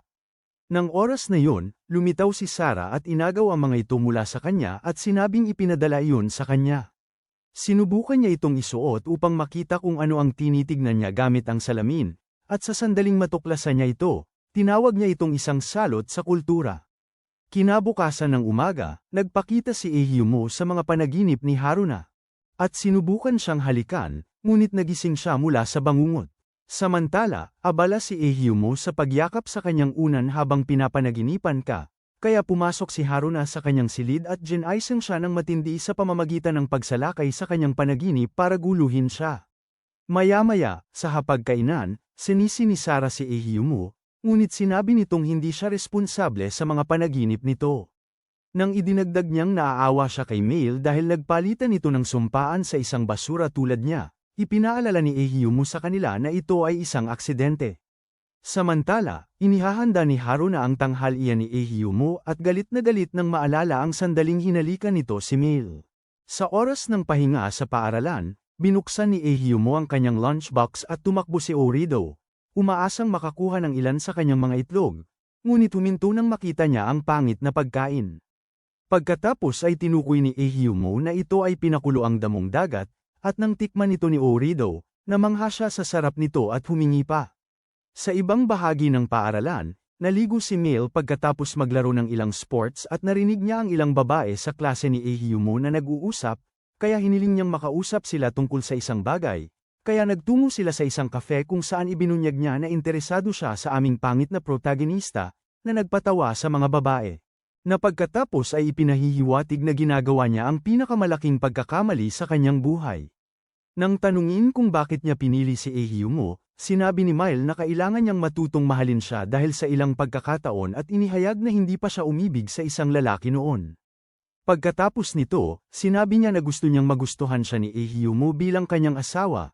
Kaya itinuro ng mga babae na ang daan patungo sa puso ng isang lalaki ay sa pamamagitan ng kanyang tiyan. Kaya inilarawan ni Mel ang sarili na nakasuot ng apron at wala ng iba pa, ngunit nagulat siya at sinabing hindi niya kaya.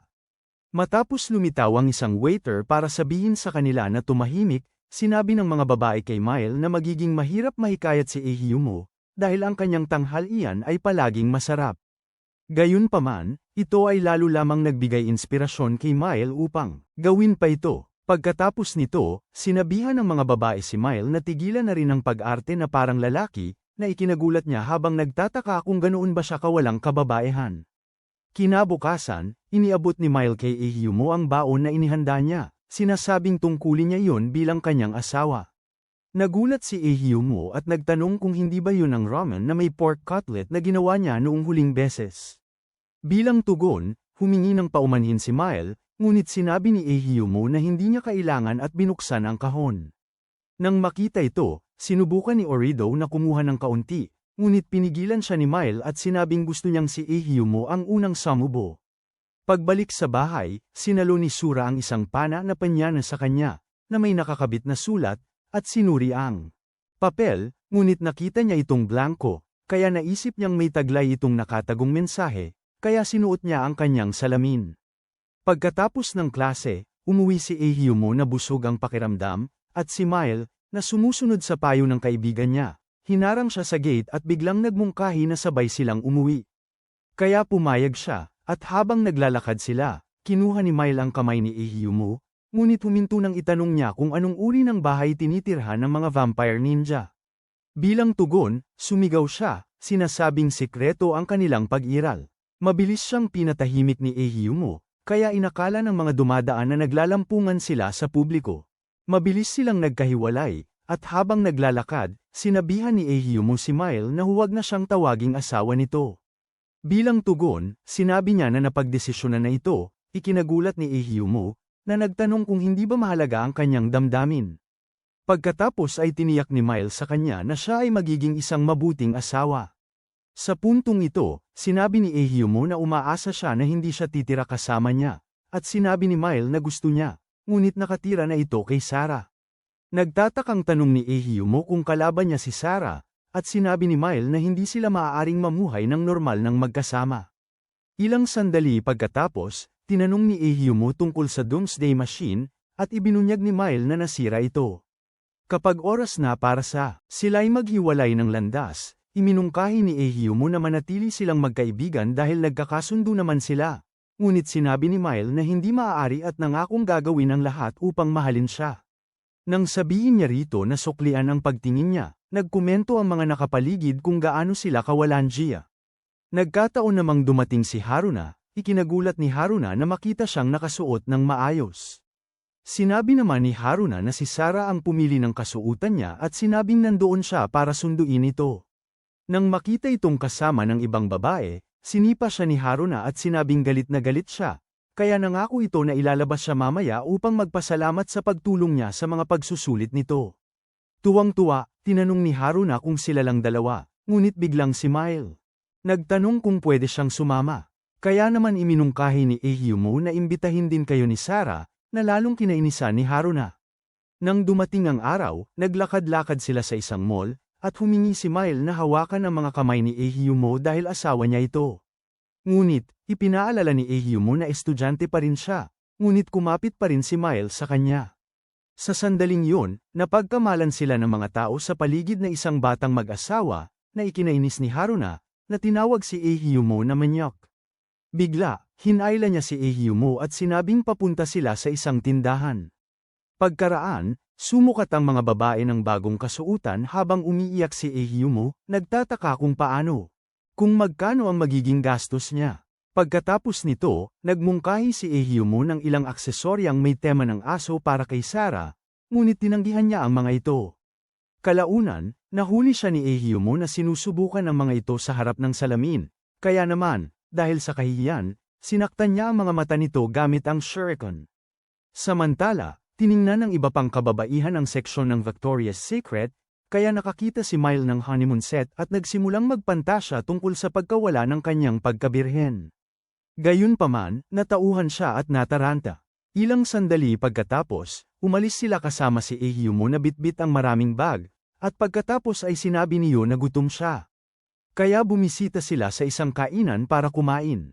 Pagkatapos, habang ang ibang mga babae ay naglalaro, tinanong ni Haruna si Ehyumo kung bakit niya hinalikan si Mile, at pinaalalahanan siya nito na aksidente lang yun. Biglang dumating si Mile upang hilahin si Ehyumo palayo para maglaro, kaya't nakaramdam ng selos si Haruna. Matapos ito, sumakay sila sa Ferris wheel, kung saan patuloy na nagrereklamo si Haruna tungkol sa walang silbing balabal ng mga vampire ninja. Kaya, nang bumaba sila, lumapit siya kay Ehyumo habang kumukuha ito ng inumin at hiniling na halikan din siya. Bilang tugon, sinabi nito na nababaliw na siya, kaya't sinugod niya ito at ginamitan ng mga kamao. Matapos siyang tumigil, sumama sila sa iba, at pagkatapos ay nalaman nilang na nawawala si Yu. Samantala, nasa itaas ng tore si Yu kasama ang hari ng gabi, na pagkatapos ay sinabi na matagal na niya itong pinapangarap makita. Sa pagkarinig nito, ipinatawag ni Yu ang kanyang sandata at inatake ito, ngunit hindi man lang ito kumibo. Pagkatapos ay itinuro niya na hindi magandang ideya para sa kanya ang masyadong maging emosyonal. Pagkatapos ay itinuro niya na nakakatawa na nakikita niya ang taong pinakagusto niyang iwasan. Pagkatapos nito, tinanong ni Knight si Yu kung talagang ayaw na ayaw niya itong makita. Balik sa lupa, habang nagtataka si Ehyumo kung saan maaaring napunta si Yu, sinabi ni Sarah na baka pinilit na isama si Yu ng isa sa kanyang mga nakatataas. Dahil nakatanggap din siya ng utos na alisin siya. Nang marinig ito, hinawakan ni Ehyumo si Sarah, tinatanong kung bakit siya inutusan na alisin si Yu. Sa itaas ng tore, tinanong ni Yu si Knight kung galit ito sa kanya, at sinabi nitong oo, dahil pinagkatiwalaan niya ito at inakala niyang magsasama sila habang buhay. Nang tumugon si Yu, sinasabing imposible yon, sinabi ni Knight na hindi pa rin siya napapatawad at iyon ang dahilan kung bakit niya sinabi sa kanya na maglaho. Pagkatapos nito, inihayag niya na naglaho nga siya, ngunit hindi siya nawala mula sa mundo. Dahil sa kuryosidad, tinanong ni Yu kung ano ang gusto niya, at tiningnan ni Knight ang mga kaibigan ni Yu sa ibaba sa pamamagitan ng isang pares ng mga larga biste sa malapit, at kasabay nito, isiniwalat ni Sarah na nakatanggap siya ng utos na paslangin si Yu dahil naniniwala ang mga miyembro ng kanyang lipunan na siya ang may pananagutan sa pagdami ng mga pag-atake ng Megalo sa syudad. Nang marinig ito, sinabi ni Ehyumo na hindi niya masusunod ang ganoong utos, ngunit pinaalalahanan siya ni Sarah na isa siyang ninja, kaya nagpasya siyang hanapin si Yu ng mag-isa. Naiinis, nagtaka si Ehyumo kung bakit napakahigpit ng mga ninja, at isiningit ni Mail na hindi nila maaaring labagin ang kanilang kodigo. Pagkatapos ay tinanong ni Ehyumo kung mas mahalaga ba ang kanilang misyon kaysa sa buhay ni Yu, at tinanong si Sarah kung talagang gusto niyang kunin ang buhay ni Yu. Nang uminit ang usapan sa pagitan nila, mabilis na lumukso si Haruna sa gitna nila at sinabing si Yu ang dapat nilang hanapin. Kaya, nauna nang tumakbo sina Haruna at Mayo, iniiwan si Ehyumo, na pinuri naman si Sarah sa pagiging laging tapat, ngunit tinanggihan ni Sarah ang papuri nito at sinabing iiwanan niya ang kanyang misyon. Kaya sumama sila sa iba pa sa paghahanap. Samantala, hiniling ni Knight kay Yu na tingnan ang kanyang mga kaibigan, kaya tumingin siya sa binocular. Biglang pamitik ng daliri si Knight, dahilan upang bumagsak ang Ferris wheel at gamulong patungo kina Ehyumo at sa iba pa. Sa kabutihang palad, si Ehyumo lamang ang nadamay sa pinsala, kaya tumakbo ang ibang mga babae. Pabalik para tulungan siya. Habang pinapanood ito ni Yu, sinabi ni Knight na ligtas pa ang kanyang mga kaibigan sa ngayon, ngunit idinagdag na malapit na silang mapasok sa kaguluhan. Bigla, nagkaroon ng panic attack si Yu, at isang malaking talong Megalo ang bumagsak mula sa langit at lumapag kay Haruna. Mabilis, nagmadali ang kanyang mga kaibigan pabalik upang hilahin siya palabas, ngunit hindi nila magawa. Samantala, sinisisi ni Knight si Yu sa sitwasyon ng kanyang mga kaibigan, at sinabi na ang kanyang emosyon ay nagdudulot ng kapahamakan dahil siya ang tagapaghatid ng kamatayan. Bigla, lumitaw si Dai at humingi ng paumanhin sa pagkaabala sa kanila. Sa sandaling yun, nakilala siya ni Knight at sinabing may mga bulong-bulungan tungkol sa kanyang kahangahangang kapangyarihan. Umiikot sa mundong ilalim. Nang tanungin ni Knight kung ano ang gusto niya, sinabi ni Dai na hindi niya kayang manatiling nakatayo at panoorin ang paghihirap ng kanyang mga estudyante. Balik sa lupa, inatake ni Sirat ang Eggplant Megalo gamit ang kanyang teknik na swallow reversal, ngunit walang nangyari. Kaya, si Ehyumo naman ang sumunod na umatake sa Megalo gamit ang mas tumataas na antas ng atake. Ngunit dahil walang nangyayari, sinimulan ni Mal hilahin ang buntot ng Megalo habang sinusubukan nilang iligtas si Haruna. Bigla, binagsak ni Dai ang Megalo sa pamamagitan ng isang pagsabog, naiwan ang isang walang malay at lalaking napailalim dito. Pagkatapos, sinubukan nilang iligtas ang lalaki, ngunit bigla siyang naglabas ng ilaw. Puwersang nagpatilapon sa Megalo mula sa kanya. Ilang sandali pa, ang lalaki ay nagsimulang bamulong ng ilang salita at walang kamalay-malay na nagpatawag ng halimaw. Nang makita ito, pinatawag ni Dai ang chainsaw ni Haruna at pinabagsak ito sa harap ni Ehyumo, ngunit bago pa niya damputin, inatake ng halimaw.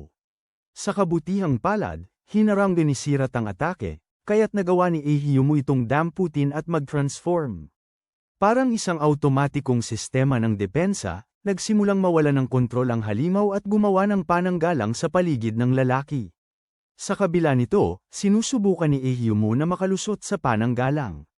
Samantala, nagpatawag si Sirat ng shuriken upang umatake, ngunit pinigilan siya ni Ehyumo at sinabing ito, masasaktan si Male. Bilang tugon, sinabi ni Sirat na ang isang ninja ay dapat lumaban ng walang pag-aalinlangan, ngunit sinabi ni Ehyumo sa kanya na iwan na lang yun sa kanya. Bigla, ibinaba niya ang chainsaw at lumapit kay Male, tinatanong kung hindi na niya nakikilala ang kanyang mga kaibigan, ngunit tinamaan ng halimaw ang kanyang binti. Gayunpaman, patuloy na lumakad si Ehyumo at napansin si Male na umiiyak. Kaya tinanong niya kung bakit siya umiiyak, at hiniling naman ito sa kanya na tulungan siya. Bigla, nahati ang halimaw at naghahanda ng gumuho, ngunit patuloy na inaabot ni Ehyumo si Male sa loob ng harang. Sakto, sinabihan siya ni Male na lumayo, o mapapahamak din siya. Ngunit sinabi ni Ehyumo na hindi niya hahayaan mangyari yun. Kalaunan, nakalusot siya sa harang at niyakap siya habang humihikbi at sinasabihan siyang lumayo. Bilang tugon, sinabi ni Ehyumo na hindi niya ito maiiwan, pinapaalalahanan siya tungkol sa kanilang halik. Bigla, sinipsip ng halimaw ang apoy at naglaho, iniiwan si Ehyumo, na tinawag naman ang lalaki sa palayaw na kinaiinisan nito, kaya sinuntok niya ito. Samantala, sa tore, muling nagpitik ng daliri si Knight, tinamaan si Ehyumo ng kidlat, habang sinasabi kay Yu na hindi siya sisuko hanggat hindi nito ibinibigay ang kanyang hiling. Pagkatapos nito, naglaho sina Knight at Dai, habang nalulungkot si Yu at sumama sa kanyang mga kaibigan. Nagulat sila at nagtanong kung saan siya galing, ngunit sabi ni Ehyumo ay hindi na mahalaga at nagmungkahi na umuwi na sila.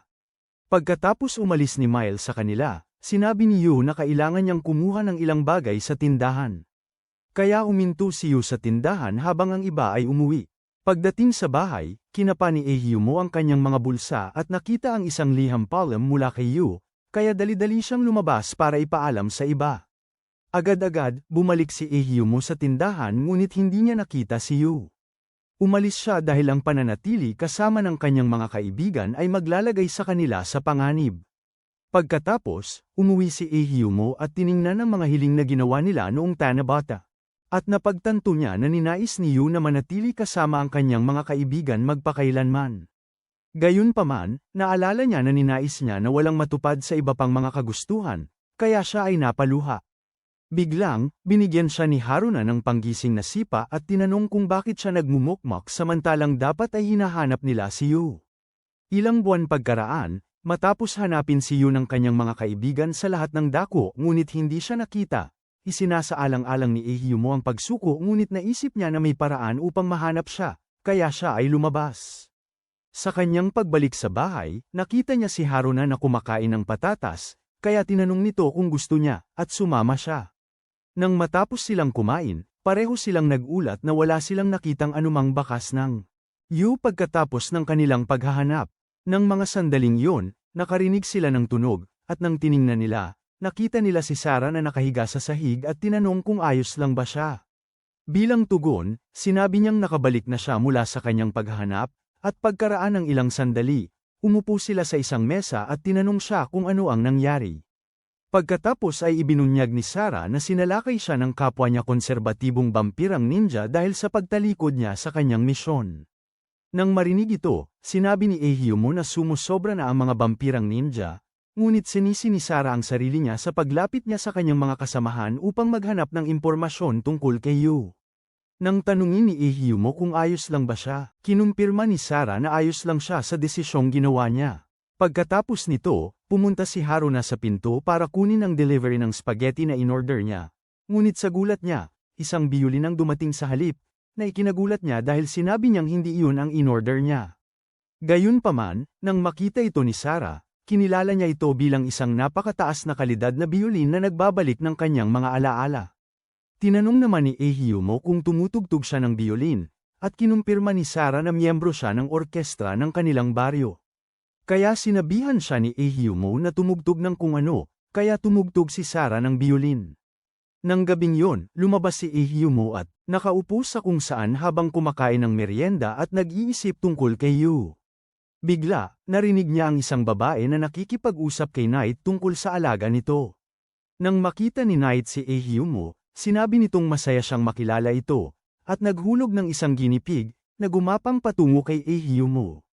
Bigla, ipinaliwanag nito na ang mga hayop ay naaakit sa amoy ng kamatayan ng isang zombie, kaya naisip ni Ehyumo na siya ang isa pang zombie na nilikha ni Yu. Pagkatapos, tinanong ni Knight si Ehyumo tungkol kay Yu at kung nagsawa na ba ito sa kanya. Bigla, dumating sina Haruna at Sarah, at nang sabihin ni Ehyumo sa kanila na manatili sa likod, sinabi ni Haruna na hindi sila nito maaaring utusan. Kaya tinanong ni Knight kung bumalik na si Yu sa Underworld, at sumagot si Ehyumo, sinabing umaasa siyang itatanong din yun sa kanya. Dahil nakitang wala rin silang alam tulad niya, nagpasya si Knight na wakasan ang buhay nilang lahat. Ngunit habang nagtataka si Haruna kung ano ang nangyayari, sinabi ni Ehyumo na lumayo siya at sinabing siya ang bahala kay Knight. Bigla, naglabas si Knight ng madilim na aura at kinubkob si Ehyumo nito. Ngunit bago pa niya malaman ang nangyayari, umatake si Knight mula sa madilim na ulap. Hindi humanga, tinanong ni Ehyumo kung iyon ang kanyang atake, kaya inalis ni Knight ang kakayahan niyang gumamit ng mga binti. Gulat, tinanong ng mga babae si Ehyumo kung maayos lang siya. Ngunit sinabi niya sa kanilang lumayo. Pagkatapos, nagpasya si Knight na salakayin ang mga babae, kaya naglaho siya at muling lumitaw sa likuran nila. Ngunit ipinatawag ni Sarah ang kanyang espada at nasugatan ang kanyang kamay. Humanga, nagpasya si Knight na huwag nang maging maluwag sa kanya at pinahinto si Sarah sa ere gamit ang maitim na hamog. Ipinaliwanag ni Knight na ilalabas niya si Yu mula sa kailaliman sa pamamagitan ng pagsasakripisyo sa kanilang lahat. Nang marinig ito, sinabi ni Haruna na hindi niya sila maaaring ituring na pain, kaya sinabi ni Knight na siya ang pinakamadaling puntiryahin at nagpakawala ng hamog upang pahinain si Haruna. Noon din, sinabi ni Ehyumo sa kanya na tumakbo, ngunit sa sandaling sisilakay na sana si Knight, dumating si Male kasama ang ibang ninja at pinigilan siya. Nagulat, tinanong ni Ehyumo kung siya ang tulong, ngunit sinabihan siya ng isang vampirang ninja na nagngangalang Ceres na manatili roon ng tahimik bilang isang kaawa-awang talunan. Pagkatapos nito, nagulat siya sa kanyang mga pinuno sa isang tawag na natagpuan na nila si Knight, ngunit sinabi ni Knight na hindi pa siya maaaring mahuli, kaya naglaho siya. Pagkatapos ay inutusan ni Ceres ang mga vampirang ninja na habulin siya. Pagkatapos, habang ginagamot ni Male ang mga sugat ni Ehyumo, pinasalamatan ni Sarah si Ceres, ngunit tinawag niya itong traidor. Narinig ito, tinanong ni Ehyumo si Male kung bakit siya sumama sa mga konserbatibong vampirang ninja. At tumugon siya na ito ay isang emergency at wala silang oras mag-away-away. Nang matapos siya, si Male ay naglaho upang sumama sa kanyang mga kasama, ngunit nang tumayo si Ehyumo para lumakad, napagtanto niya na ang kanyang mga binti ay nakadikit na nakaharap pabalik, kaya siya nataranta. Makalipas ang ilang sandali, binitbit ni Haruna si Ehyumo sa kanyang likod habang sinabi ni Ceres na aalis na siya upang hanapin si Yu. Matapos siyang bigyan ng babala na mag-ingat kay Knight, naglaho si Sarah at umuwi sila. Kinabukasan, nakatanggap si Ehyumo ng tawag mula kay Male at ibinunyag na natuklasan niya ang lokasyon ni Knight. Nang ibunyag niya na malapit lang ito nakatira, pinasalamatan siya ni Ehyumo, kaya siya namula. Kaya, nagbibigay impormasyon si Ehyumo kay Haruna, ngunit hindi nila alam na nakatayo si Yu sa labas at nakikinig sa kanilang usapan. Nagkataon namang bumalik si Sarah sa bahay at nakita si Yu na nakatayo sa labas. Ngunit habang papalapit siya kay Yu, bigla siyang isinama ni Knight at pinasunod si Yu sa kanya. Agad namang sumunod si Yu, ngunit huminto siya para pagalingin si Sarah gamit ang ilan sa kanyang dugo. Makalipas ang ilang oras, nagising si Sarah sa nag-aalalang mukha ni na Ehyumo at Haruna na nakatutok sa kanya. At nang tangkain niyang bumangon, sinabi ni Ehyumo na magpahinga muna siya. Agad naman niyang sinabi na hindi niya kaya at ibinunyag na nasa labas lang ng bahay si Ehyu. Sa pagkarinig nito, dali-daling lumabas ng bahay sina Ehyumo at Haruna at nagtungo sa lokasyong ibinigay sa kanila ni Male. Pagdating doon, nakita nila si Knight na nagluluto, at sa kanilang gulat, inanyayahan sila nitong sumalo sa pagkain. Ilang sandali pa, umupo sila para kumain, at napagtanto ni Haruna na ito ang paborito niyang uri ng spag, kaya naman tuwang-tuwa siyang nilantakan ang plato habang humihingi pa. Samantala, hiniling ni Ehyumo kay Knight na ibalik sa kanila si Hugh, ngunit sinabihan siya ni Knight na kumain muna. Nang tumanggi si Ehyumo, tinanong siya ni Knight kung ano ang pakiramdam na magkaroon ng immortal na katawan at itinuro na nakakainip siguro ang mamuhay ng walang hanggan. Pagkatapos ay sinabi ni Ehyumo na wala siyang pakialam, at bigla, pumasok sina Sarah at Mael. Saka naman bumangon si Knight at napagtantong napapalibutan ng mga ninja ang gusali, kaya hinawakan niya si Hugh, at nang sabihin ni Ehyumo na pakawalan niya ito, sinabi ni Knight na hindi niya magagawa iyon o muling maglalaho ito. Bigla, binalot ni Knight si Haruna ng itim na ulap at nagkabit ng time bomb sa kanyang ulo. Nagalit naman si Haruna at nagreklamo tungkol dito, ngunit tiniyak ni Knight sa kanya na lahat ay sabog. Bigla, tumalon si Knight palabas ng bintana, at iniunat ni Ehyumo ang kanyang kamay upang hilahin pabalik si Hugh. Sinusubukan ni Hugh na abutin ang kanyang kamay, ngunit huminto sa kalagitnaan. Sa pagkagulat ni Ehyumo, bigla na lang naglaho si Knight kasama si Hugh, kaya iniuutos ni Sarah sa mga ninja na habulin siya. Pagkatapos, sinabi ni Haruna na hindi niya maialis ang bomba sa kanyang ulo, kaya sinubukan nilang humanap ng paraan para mawala ang bisa ng bomba. Gayunpaman, lumukso ang bomba sa ulo ni Mael, at habang nagulantang siya, sinabi ni Haruna na ito ay isang parasitic time bomb. Di nagtagal, nagpa siya silang pigilin ng timer, at iminungkahi ni Haruna na putulin nila ang isang kawad nang hindi nag-iisip. Bago pa sila lahat magkasundo, pinutol niya ang kawad gamit ang kanyang chainsaw, at huminto ang timer ng sandali. Gayunpaman, biglang humandar muli ang timer, mas mabilis, kaya inilagay ni Ehyumo ang bomba sa kanyang ulo at siniguro sa kanila na isa siyang zombie at hindi siya maaaring mamatay. Pagkatapos ay tumalon siya mula sa bintana, at pinasabog siya ng bomba. Nang maglaon, hinanap ng mga babae sa buong lungsod ang mga bahagi ng katawan ni Ehyumo, at nang makalap nila ang mga ito, nagsama-sama ang kanyang mga bahagi ng katawan, na nag-iwan kay Ehyumo na walang malay habang pinapanood ng mga babae. Nang hindi siya magising, sinubukan ni Haruna na bigyan siya ng mouth-to-mouth, ngunit pinigilan siya ni Mael at sinabing trabaho yun ng asawa niya. Biglang sumiklab ang isang pagtatalo, kaya nagpa siya si Sarah na gisingin siya gamit ang sikretong gamot ng kanyang nayon. Matapos ilagay ang tableta sa bibig ni Ehyumo, siya ay nangunguyakot at naglalabas ng ilang gas, at doon niya napagtanto, pinakain pala niya ito ng sikretong lason ng kanilang nayon. Makalipas ang ilang oras, nagtataka ang mga kaibigan ni Ehyumo kung bakit hindi pa rin siya gising, kaya't hinuhulaan ni Sarah na baka ayaw lang niyang gumising. Samantala, sa ibang dimensyon, nakikita ni Ehyumo sina Haruna, Sarah, at Mael na sinisisi siya sa pagiging masyadong mahina, at habang nagpapalam sila sa kanya, bigla siyang nagsimulang malunod. Kasabay nito, dumating si Dai sa higa ni Ehyumo at tinanong si Haruna kung inimbitahan niya ito mula pa sa Viri upang alamin kung bakit hindi gumigising si Ehyumo. Bilang tugon, sinisi ni Haruna ang sarili niya para sa kapalaran ni Ehyumo, dahil ang bomba ay orihinal na nakakabit sa kanya. Nang marinig ito, sinabi ni Dai na siguro'y nabighani ni Ehyumo ang loob niya upang maging labis na nag-aalala sa kanya. Bigla, hinawakan niya ang ulo ni Haruna, kaya nawalan ito ng malay. Samantala, sa kabilang buhay, nagpakita si Haruna kay Ehyumo at idiniin niya ang ilang amoy sa kanya habang pinagsasabihan siya dahil sa pag-iisip niyang pinili niya ang gabi kaysa sa kanya. Matapos siyang pukawin ng may diin gamit ang kanyang mga kamao, nagsumamo si Haruna kay Ehyumo na bumalik sa kanila. Di nagtagal, nagising si Ehyumo, tinanong si Haruna kung bakit hindi siya nito lulubayan kahit sa kanyang mga panaginip. Bilang tugon, sinabi niyang gusto niyang ibinigay ang buong makakaya sa lahat, kaya hinaplos ni Ehyumo ang ulo niya habang umaalis si Dai. Sa ibang lugar, nakasalubong ni Sarah si Sarah, na pagkatapos ay naghagis ng pakete sa kanya, at sinabing kakailanganin niya ito. Pagbalik sa bahay, ipinaalam ni Haruna kay Sarah na gising na si Ehyumo, at habang nakatingin siya sa labas ng bintana, ipinaalam ni Sarah sa kanya ang tungkol sa isang megalo. Bilang tugon, sinabi ni Ehyumo na gabi na sa trabaho.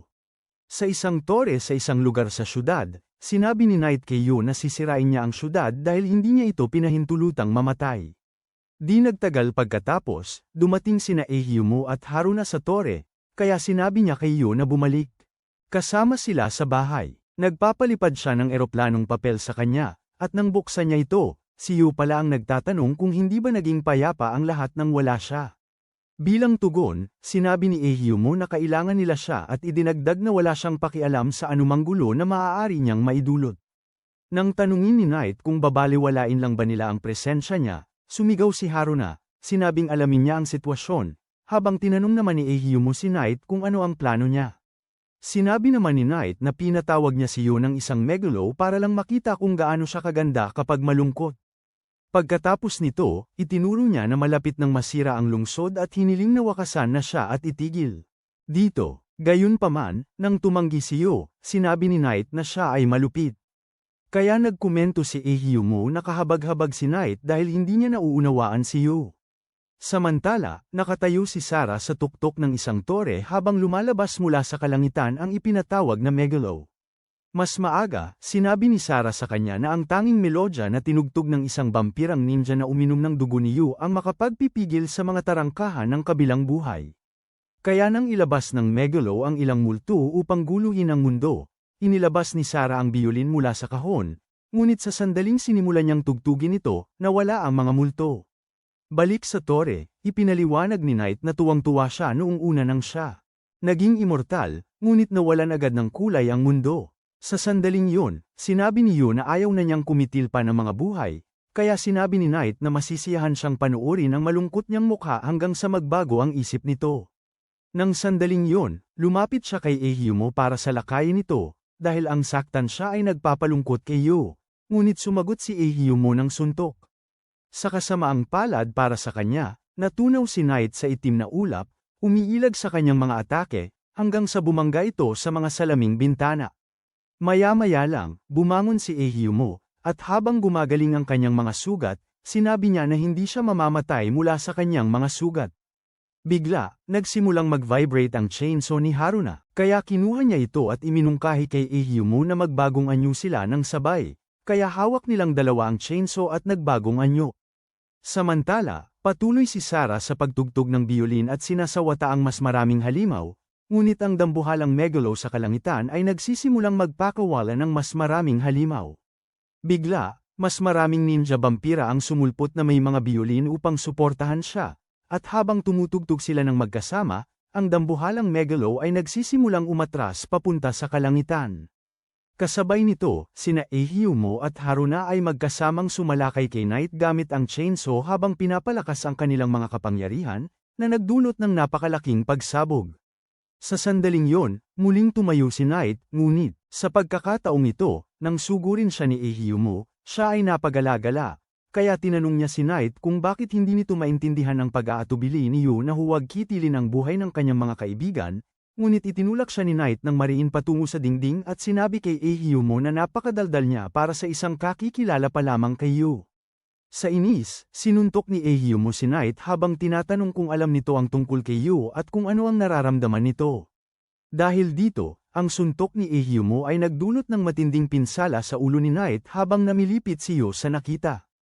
Sa labas ng tore, tumutugtog ng violin ang mga ninja na vampira, sinusugpo ang mga megalos at itinutulak ang malaking isa pabalik sa kung saan ito nagmula. Pagkatapos, sinabi ni Knight kay Yu na siya ay sawang-sawa na, kaya lumapit ito sa kanya at bamulong sa kanyang tenga.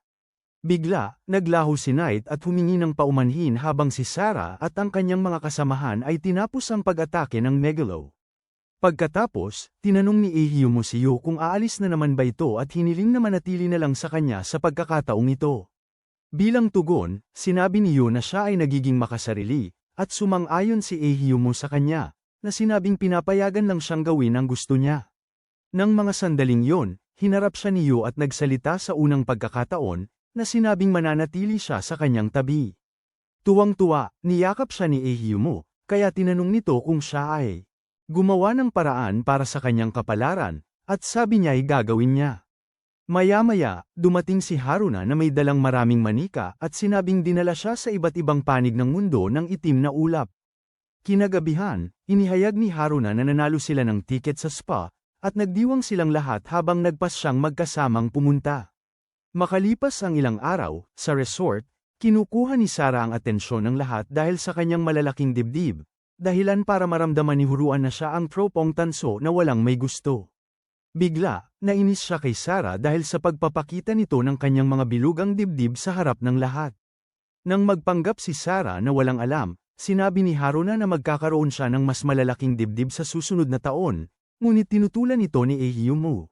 Habang sila'y nagtatalo at nagbabangayan tungkol dito, dumating si Yu na nakasuot ng swimsuit, ikinagulat ng lahat, lalo na ang mga nagkumpara ng kani-kanilang mini saucer pagkatapos.